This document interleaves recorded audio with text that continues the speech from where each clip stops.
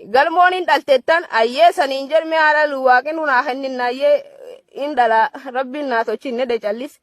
ammallee lammaffaa deebitanii galmoon oromooniti oromummaa qarqaardiin namaa kuttani an oromummaa itti dhaladhe malee ittiin galle bar oromummaa waan qar jaalatanii namaa hennanii jibbanii namirraa fudhatani oromoo dhiigan itti dhaladhe malee odoo oromoo taachuu baatanii jumaan qar qabsoo oromoon geggeessuu jira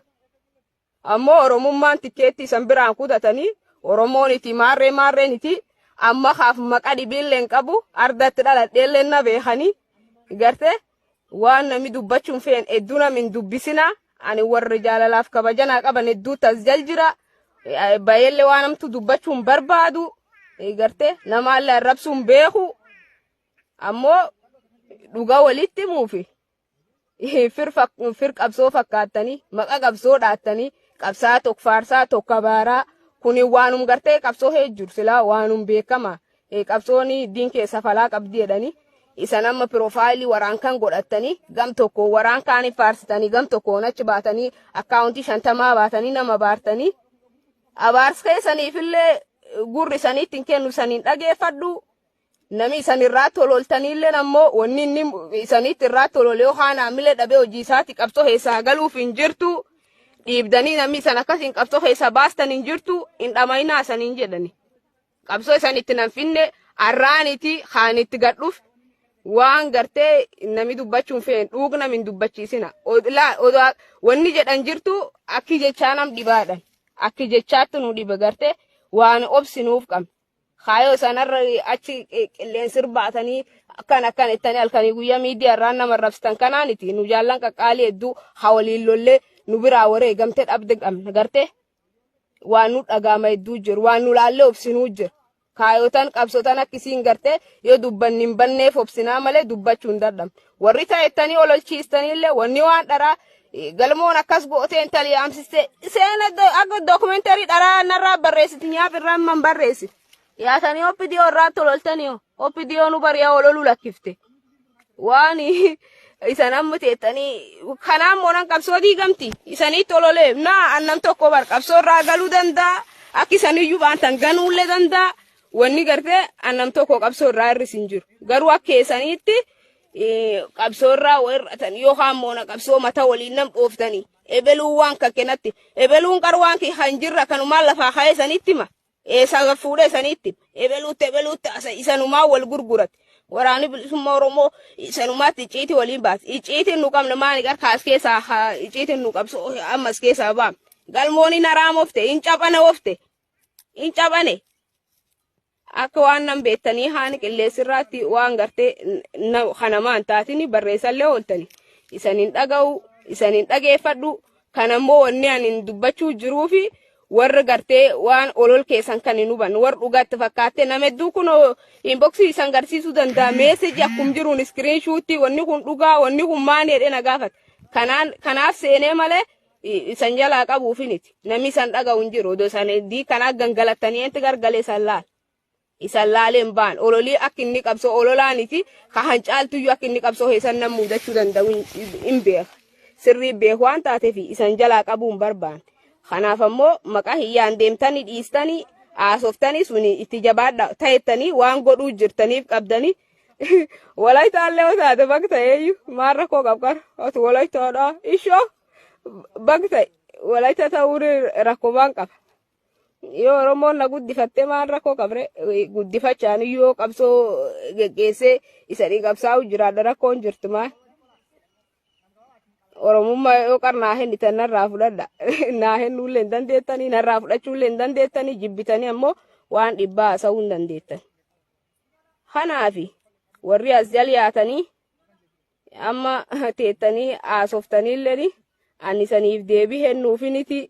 isani waliin haasa'uuf dhuga tokkoon isan beeka gartee amma nami foroormaan ofiin jettu eennak taate si beeka sirga'ee jira ofirraa dhiisa maan jennaan icciitii ati moona qabsoo heessa godhaa baateyyuu tokko wal beekna gartee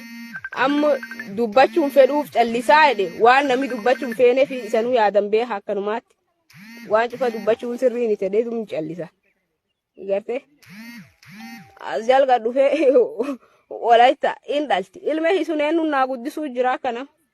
inni birnaa jira ilmi haayisanna khaanin dhalsun inni irraa dhalee ka isaniin narraa dhale jiraachuu hiyyaatti akkan isan bobeesseniti mahaate jiraatti mahaate namtaatini kanam jirees waaqa kanam ijjeesullee waaqa qawweenu nun ijjeemne ammoo ololiyaa achi wooman irraa fuudhuu hin danda'u garte ololaallee ooltan waan tokko waan fiddan tokkollee hin qabdan annam qawweeyyuu dur dhaabbate dhaadannooniti dhaaduniti ofimuuniti nam rasaasanuu lolu ololi heesawwoo mana tochuu hin danda'u lafammoo oppidiyoonuu olol dhiistetti maqa qabsoo dayeeffatanii osanii achi baatanii qabsaa of gootanii qabsaa piroofaayilii godhatanii waan qabsoo sheertochaa kaanas deemaa gabbaatanii haasoftanii tari namni dhugum qabsaa san se'uu danda'a namni ammoo kan hin beekne yoo jiraate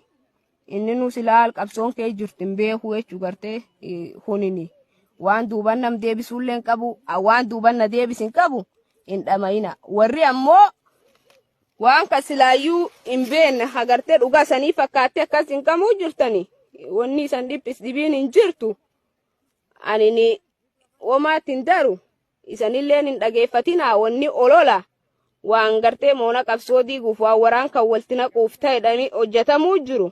akkasii takkum nam diinii ololee qub qabaadha annaa warri narraatti olol ta'e nami moona qabsoo irraatti ololee waan kan olii gadi jaallan moona qabsoo hee jiran guutuu arrabsuu jiru nyaapnu waladhuu jirruun garaagarummaan qabu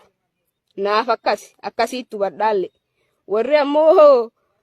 hin beekne hajalaa fuutanii dhuga seetanii waan kana farsuu jirtanii nuciiti waan hedduu akka barbaadan kanaatti akka uummatii akka fedheetti gabbayee waan barbaada hagaraa isaa ibsatu waan jennee wadhamnuuf qabna kanaaf hin dubbanne akkasii quub qabaadha jechuu barbaadete ergaan kee gabaabdu waan guddoo jechuun barbaadu gochooti ammoo galmoo godheedhanii intala guddeedhan akkas goote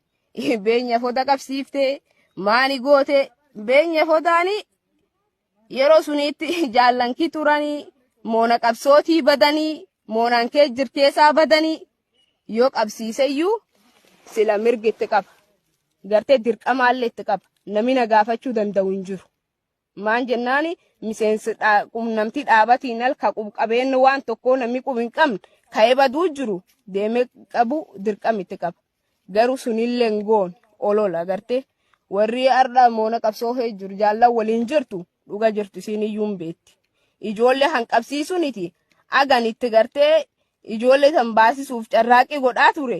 jaallan hin beetti wanni sun cuf deebi'ee faalla taate garuu akka isaan qabsiisetti shirigalmoon gootumaan yoodhan isaan qabsiifte isaan maani gar isaan moona qabsoo bari keessaa badanii deemu jirani yoo qabsiiseyyuu eeraf seeran bitta qabsiisedha waan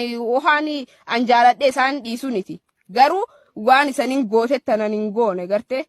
ani siyyuu isaan baasisuufi waan an godhe jaallan jalaa gubbaatti hin beetti ammoo waan barbaadaniiyyuu jedhanii waan barbaadaniiyyuu ololanii beenyallee taanani gantuu nama moona qabsoo odaallee wayya hammaan takkuun kallatti kan jiraachuu baatollee waraankee jiradhan isaallee wayya warri ammoo moona qabsoo keessaa badee ammoo qabsaa of tochee achi dudduubteette namaatti olola akkaawuntii 50 banattee barreessitu wal beenna guddoon dhaadatiin dirree qabsoorraallee maan akka gootellee hin beenna agas jirtuulleetti maani eenyu atqar maani illol kam loltee waan hedduun hin dubbisina abbo dubbachuun feenu waan hedduun hin dubbisina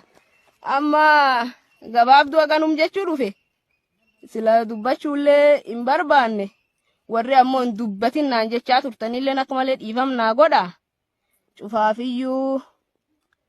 ergaanti gabaabdu aganum dhaamachuu barbaade galatooma warri dhugumaatti ammaan tayyoo ani hin dubbadhuullee taate akka malee dubbitanirraa haatanii naggadditaniillee hin jirtanii ammoo ani gorsaa fi dhaams keessanii birda bireeniti waan kana namaa kallatti hin taane nama hubachuu jira warwaan kan keessa hin beenne jira kanaafi ani dubbadhee malee ololtoota akkasiitiif deebisuufiniti hojii hojjechuu jirra qabsoo sabaari jirraa malee qabsoo nam dhuunfaa hees hin jirru wanni nurraatti ololam jaallan dirree qabsoo ana as waliin jir caalaa wanni namii alaa afarsuuma waan narraa fuutiin qabu jaallan akkitti waliin jirrammoo nu beekaa isaan baanii dubbachuu danda'anii kasuniin alaa warri achi qilleensumirraatti haftan qabsoon keessan qabsum qilleensati nu lafir jirraa malee qilleensi qofirra hin jiru warri waan tokkollee hojjechuu hin dandeenye warri faayidaa hin qabne warri oduu malee hojii hin qabne hojii godhattanii haasa'uu hin dandeettan waan barbaaddan uumtanii.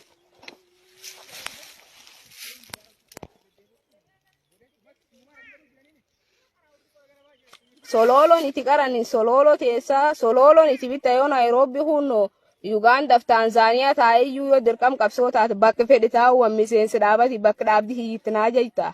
sololollee taanan Eertiraa yoo feetaa taatuti bakka hamiyyuu dirqami qabsoona teessimnaani inta an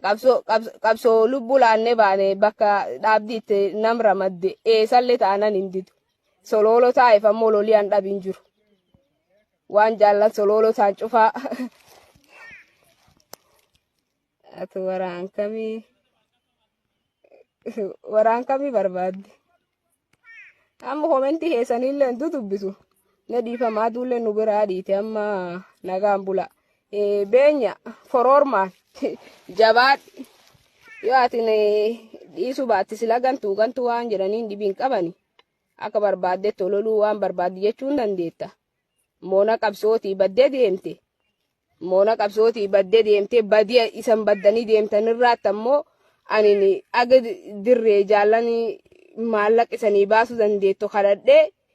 isaniitti ergisiisaa ba'i kasuniin iti uummata ammoo yeroo fayyaan itettaniitti achi keessatti uummata kadhadhee intalii qarshiisanii ergitiin jirti isanii ergisiisaa ba'e ardhaa ati qabsaa taate amma bakki jedhan sun teettee narraatti ololtaaniti. Sun gareen narraa ijaartanii amma narraatti ololtaani wanni beektaa galatii harree eegeen dhiitichaadha warri heenyaa hunishima punda mishoon itti geetti sunuma silaa gaarummaa namaa gootu namirra eeggachuuniti gaariin ati gootu sumaaf ta'a akkas godheeniti waan ani godhe jaallan hin beetti ammoo ati nachi bayi namirraatti olol sila gantuurraa maan eeganiiniti. Hawaan kan godhuu jira eennak taachufa tokko wal beenna warra eliifi dubbateef warra tinittimtee akka waan miimorii itti guuranii haani dubbisiisuu jirta.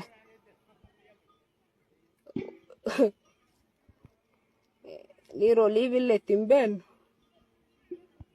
ololtu bakka hennuuniti bakka alleen kennuufi narraalleen argattu wanni isiin barbaaddu namii namirraatti ololee akka namii miirkee galee kaayoo qabatee jiru qabsoo kanirraa gal barbaaddi kunin ammoo hin taatu qabsoo irraa wanni abaarsi namaa nam hin galchu namni itti nama ergin jiru waan barbaadanidhaniyyuu naanoo wanni irraa nam tochoosa dhibiin hin jirtu. Kanaafi warri har'aaf deengaddiin galtettanii dhiichisuu jirtaniif warri galiitiin irra eddaniillee hin galuun galleellee sun hin eegatinaa isanii jedha nagaa fayyataa.